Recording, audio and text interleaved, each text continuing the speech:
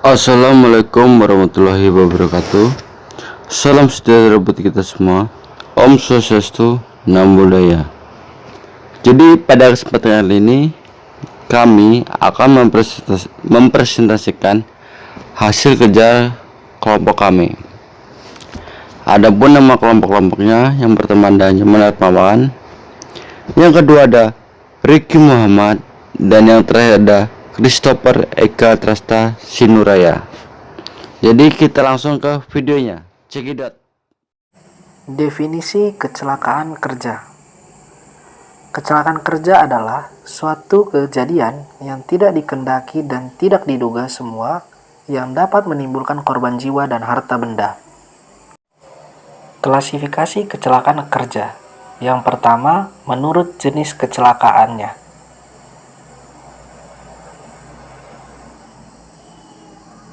Yang pertama, ada terjatuh.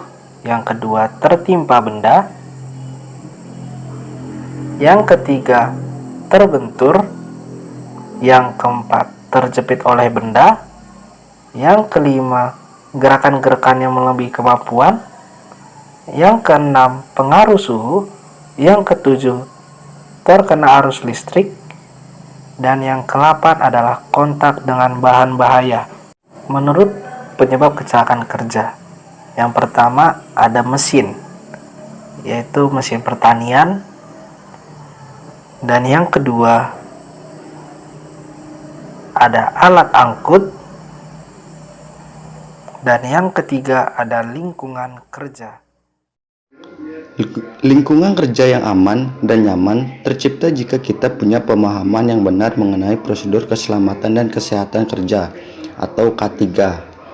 Pemahaman terhadap K3 tersebut sangatlah penting agar kita memahami bahwa di dalam setiap pekerjaan ada tahapan manajemen risiko. Tahapan manajemen risiko yang digunakan manajemen perusahaan untuk membuat kebijakan K3 yang sistematis mencakup identifikasi bahaya risiko, analisa risiko, penilaian risiko, serta pengendalian risiko. Monitoring dan review juga dilakukan secara berkala pada setiap tahapan untuk memberikan masukan kepada manajemen dalam upaya melakukan perbaikan berkelanjutan. Sebagai tahapan awal, lakukan identifikasi biaya dengan memahami hal-hal berikut.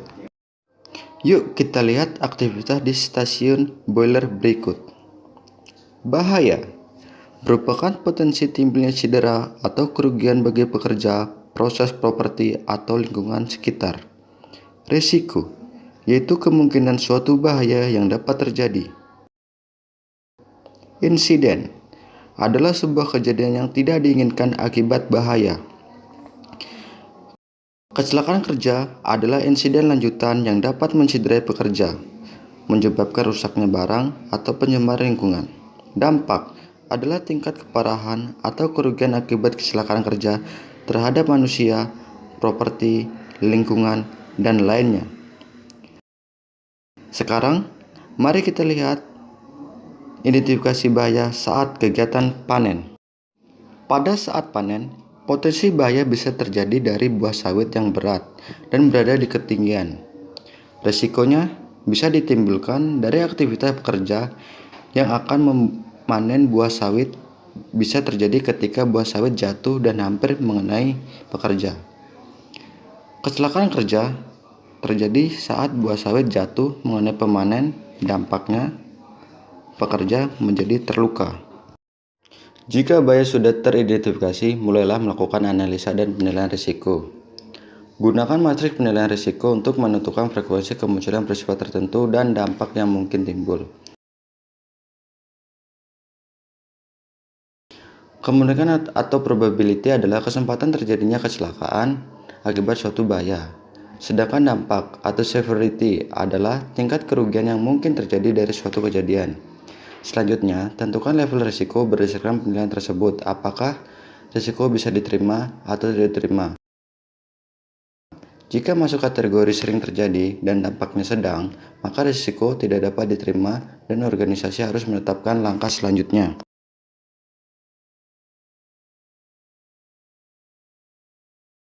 Berlanjut ke tahap selanjutnya, Sebuah program kerja yang sistematis menerapkan pengendalian risiko secara bertahap yang meliputi eliminasi, substitusi, rekayasa teknis, dan administrasi alat pelindung diri atau APD. Eliminasi yaitu menghilangkan suatu bahan atau tahapan proses berbahaya. Jika eliminasi tidak memungkinkan, lanjutkan proses ke tahap substitusi dengan mengganti bahan penyebab bahaya. Ketika substitusi tidak memungkinkan karena sumber bahaya adalah bahan utama, lakukan rekayasa teknik, misalnya dengan menambahkan desain mesin atau dengan memasang alat tertentu.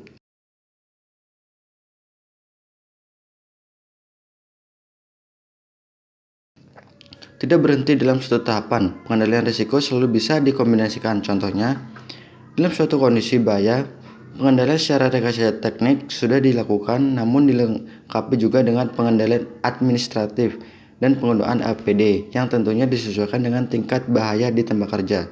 Contohnya, pada kegiatan panen, bila rekayasa teknik tidak memungkinkan, maka bisa dilakukan pengendalian risiko secara administratif dan penggunaan APD.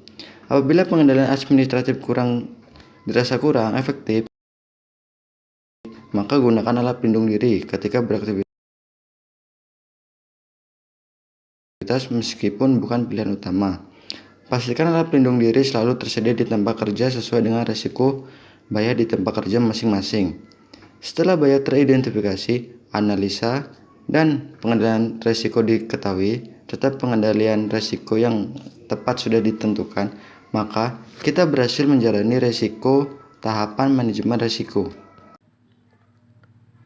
Selanjutnya kita coba lakukan identifikasi biaya di situasi tempat kerja. Perhatikan aktivitas berikut dan bayangkan kemungkinan terjadinya bahaya.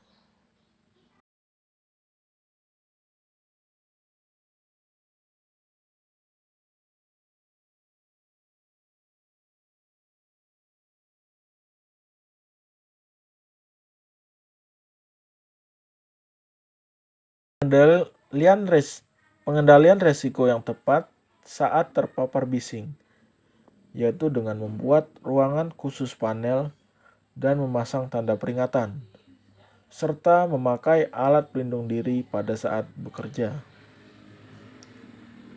Lalu selanjutnya kita melakukan identifikasi bahaya di stasiun loading rem.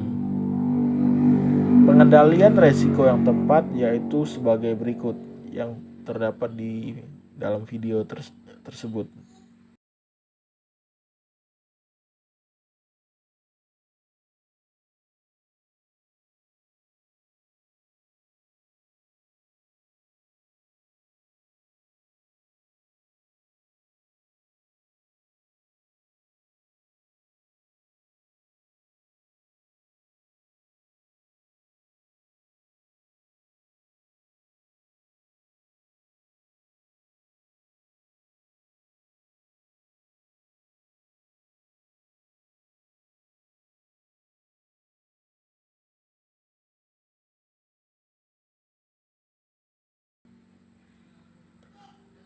Perhatikan ancaman bahaya pada saat melakukan atau memakai bahan kimia berikut.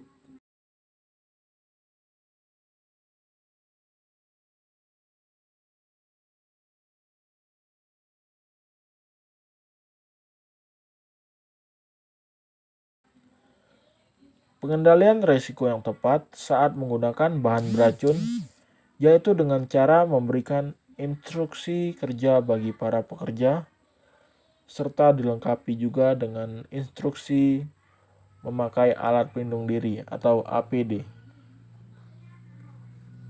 Selanjutnya kita akan menganalisa situasi berikut.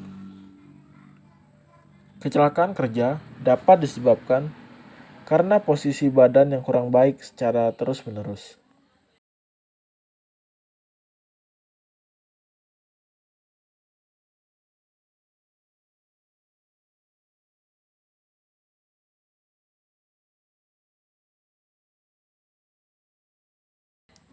Pengendalian risiko yang tepat yaitu dengan cara substitusi, yaitu dengan menggunakan mesin crane grabber. yaitu mengganti pengangkutan buah secara manual dengan menggunakan mesin.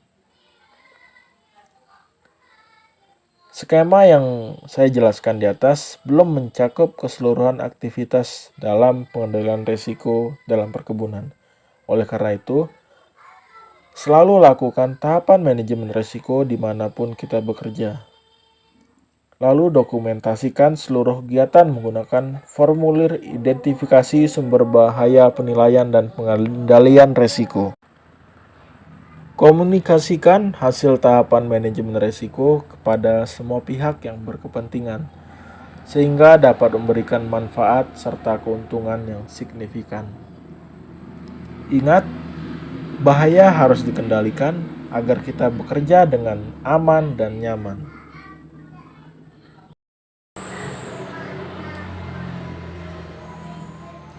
Sekian video presentasi dari kelompok kami dalam potensi bahaya serta faktor risiko kerja. Kami ucapkan terima kasih. Wassalamualaikum warahmatullahi wabarakatuh.